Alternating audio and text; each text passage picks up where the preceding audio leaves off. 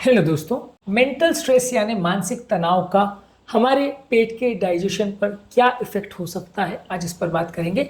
Mental stress या मानसिक तनाव ब्रेन की बीमारी है, लेकिन वो हमारे पेट के, हमारे डाइजेशन के और बहुत सारे पेट से रिलेटेड प्रॉब्लम्स को इन्फ्लुएंस कर सकती है। अलग अलग इसके तरीके हैं। आज इस पर बात करेंगे कि ये क्यों सिग्निफिकेंट है कि किसी व्यक्ति को अगर मानसिक तनाव है और साथ में अगर पेट का प्रॉब्लम है तो हम इन कोरिलेशन को समझें और मानसिक तनाव को कंट्रोल करने का प्रयास करें, जिससे कि पेट की प्रॉब्लम अपने आप ठीक हो जाएगी। बहुत सारी समस्याओं से बिना ट्रीटमेंट के ही पेशेंट बच जाएगा। टॉपिक बहुत ही इंपॉर्टेंट है, इंपॉर्टेंट कोरिलेशन है।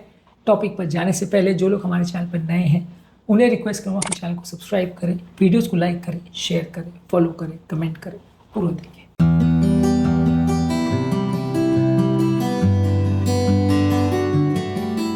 सबसे पहले समझने की ज़रूरत है कि हमारा ब्रेन जो है जब बहुत तनाव में आता है, स्ट्रेस में आता है, बहुत सारे तरह के स्ट्रेस हार्मोन्स बनते हैं और ये हमारे डाइजेस्टिव प्रोसेस को अलग अलग तरह से इन्फ्लुएंस या इसमें चेंजेस कर सकते हैं।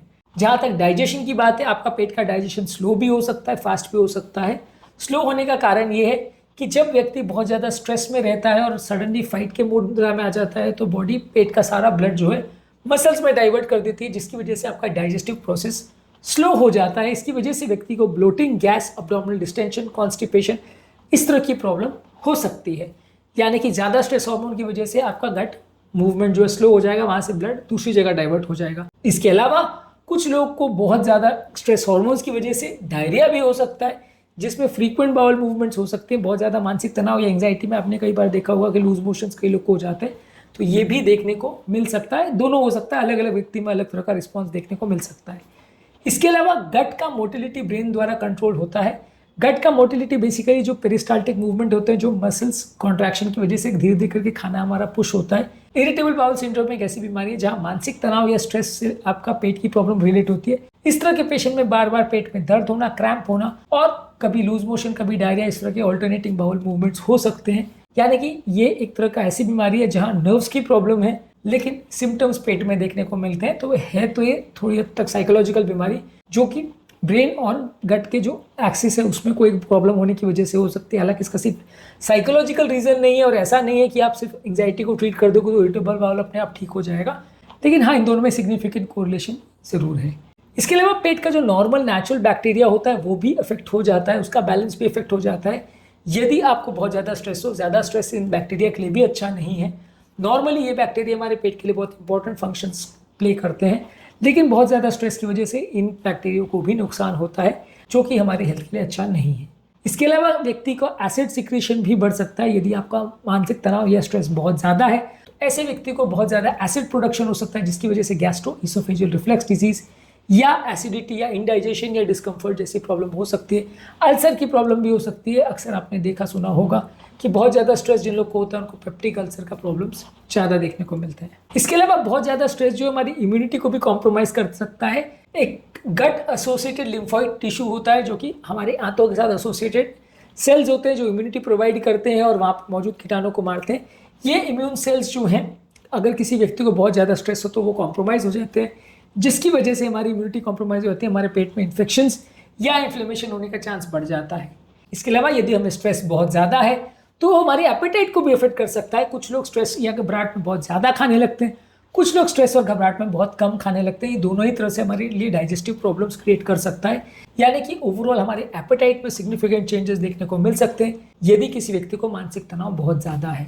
इसके अलावा लोगों की पेन के प्रति सेंसिटिविटी भी बहुत बढ़ जाती है। अगर किसी व्यक्ति को कोई साइकोलॉजिकल प्रॉब्लम है तो वैसे व्यक्ति को डाइजेस्टिव प्रोसेस भी बहुत ज़्यादा चेंज हो जाएगा। बार बार पेट में दर्द होने का चांस या छोटे मोटे ट्रिगर की वजह से भी पेट में दर्द उनको हो सकता है। यानी पेट की ओवरऑल पेन सेंसिटिविटी बढ़ जाती है। आपको बार बार छोटी छोटी कारणों से भी पेट में दर्द महसूस हो सकता है, बिना किसी कारण के भी पेट में दर्द महसूस होता है। यानी कि ब्रेन की प्रॉब्लम होने से आपको पेट में दर्द हो सकता है। इसके अलावा जो ब्रेन का प्रॉब्लम है वो आपके हार्मोनल लेवल्स को भी इफेक्ट करता है।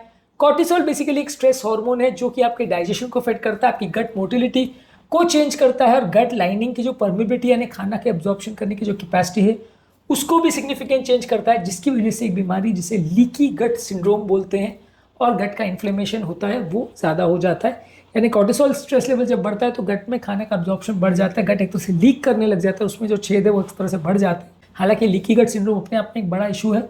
अलग वीडियो में डिस्कस करेंगे, लेकिन ये होने का चांस भी स्ट्रेस हार्मोन रिलेटेड है। तो अगर किसी व्यक्ति की बॉडी में स्ट्रेस हार्मोन यानी कॉर्टिसोल बहुत ज़्यादा है तो लीकी गट सिंड्रोम भी उनको हो सकता है। इसका थेरेपी क्या है? आपको स्ट्रेस मैनेजमेंट करना है, योगा, प्राणायाम, डीप ब्रीदिंग एक्सरसाइज या अलग अलग तरह के स्ट्रेस रिडक्शन प्रोग्राम से आपको मानसिक तनाव को कम रखना है। इसके अलावा आपको हेल्दी डाइट लेना है जिसमें विटामिन मिनरल से भरे हुए फ्रूट्स और वेजिटेबल ज़्यादा हो, एंटीऑक्सीडेंट्स वाले फ्रूट्स वेजिटेबल ज़्यादा हो, लीन प्रोटीन्स हो, हेल्दी फैट्स हो और ये सारी चीज़ें अच्छी हो, ट्रांस फैट्स और सैचुरेटेड फैट्स कंपेरेटिवली कम हो, ये ज़्यादा इंपॉर्टेंट है। इसके अलावा आपको एक हेल्दी डाइट लेनी है जिसमें ताज़े फल सब्जियां और एंटीऑक्सीडेंट और विटामिन मिनरल से भरे हुए फल सब्जियां ज़्यादा हो, लीन या फैट फ्री प्रोटीन्स हो, हेल्दी फैट्स हो और आपको बहुत ज़्यादा तली गली चीज़ें, मैदे वाली चीज़ें, बहुत ज़्यादा स्पाइसी चीज़ें, बहुत ज़्यादा ऑयली और जंक फूड ये नहीं लेना है। नींद अच्छी होनी चाहिए, 7 से 9 घंटे की नींद होनी चाहिए, इससे भी आपको फ़ायदा मिलेगा। हाइड्रेशन अच्छा होना चाहिए, लगभग 2 से 3 लीटर पानी आपको पीना चाहिए, इससे भी आपकी गट की प्रॉब्लम्स कंपेरेटिवली बेटर होगी। और अगर ये सब करने के बावजूद भी आपको प्रॉब्लम हो रही है और आपका पेट गड़बड़ रह रहा है और अगर आपको लगता है कि साइकोलॉजिकल प्रॉब्लम से रिलेटेड है तो किसी साइकाट्रिस्ट का आप संपर्क कर सकते हैं। साइकाट्रिस्ट आपकी जो ब्रेन की प्रॉब्लम है उसको मैनेज करेगा तो उससे आपका पेट का प्रॉब्लम में सिग्निफिकेंट फ़ायदा मिलेगा। पूरा ठीक नहीं हो जाएगा लेकिन हाँ फ़ायदा मिलेगा। तो आज के टॉपिक में हमने बात करी मानसिक तनाव से आपके पेट पर क्या फ़र्क पड़ सकता है या साइकोलॉजिकल प्रॉब्लम से आपके पेट पर क्या सिग्निफिकेंट इफेक्ट हो सकता है, किन किन तरीके से आपका ब्रेन का इश्यूज आपके पेट के प्रॉब्लम्स को अफेक्ट कर सकता है। उम्मीद करूंगा कि आज के टॉपिक में कुछ नया जानने को मिला होगा। जो लोग हमारे चैनल पर नए हैं उन्हें रिक्वेस्ट करूंगा कि चैनल को सब्सक्राइब करें, वीडियोस को लाइक करें, शेयर करें, फॉलो करें, कमेंट करें, पूरा देखें। Thank you.